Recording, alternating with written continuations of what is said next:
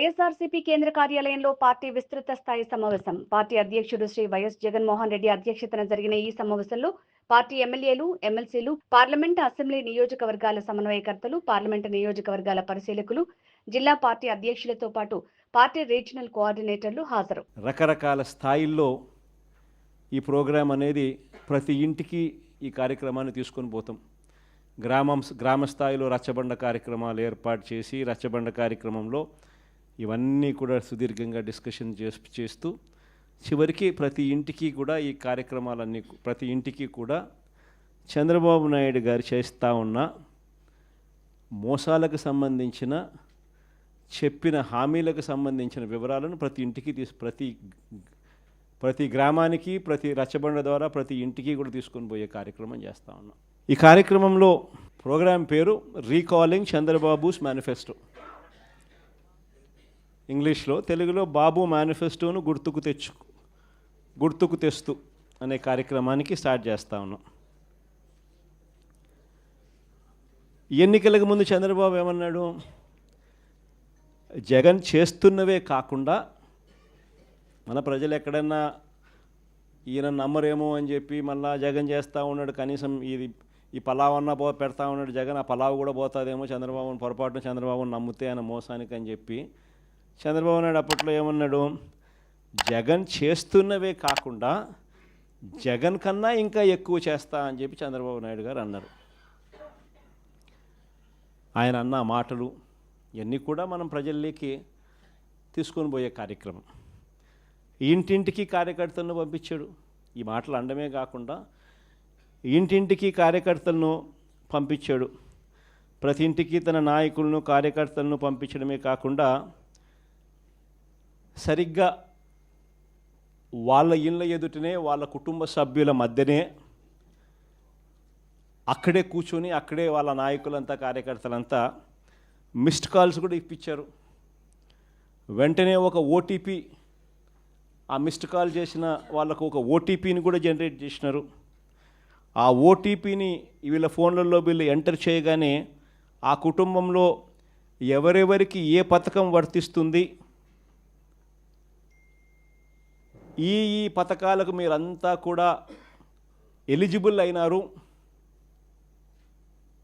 ఈ పథకాలకు సంబంధించిన డబ్బులన్నీ కూడా మీకు మీ కుటుంబంలో 5 మంది ఉన్నారు ఇల్లే అప్పటికప్పుడే కొట్టడము, మిస్డ్ కాల్ ఇమ్మని చెప్పడము, ఓటీపీ జనరేట్ చేయడము, ఓటీపీలో వెంటనే ఒక బాండ్ వచ్చేసేయడము.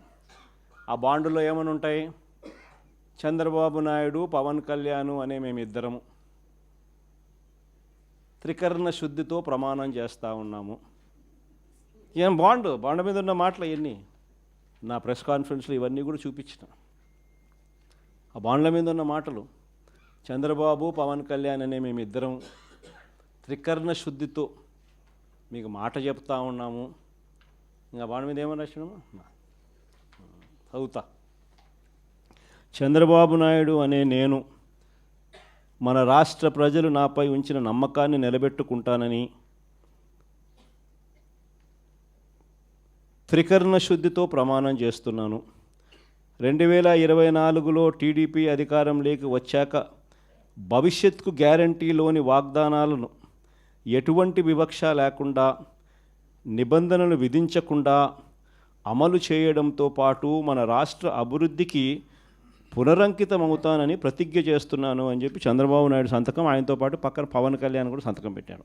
ఇద్దరు కూడా ఇవన్నీ కూడా బాండ్ల మీద రాసి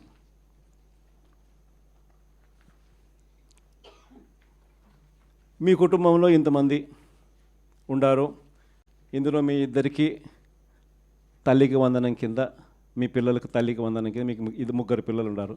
ఈ 3 పిల్లలు ఇంటూ 15,000 తల్లికి వందనం కింద మీకు 45,000 వస్తుంది.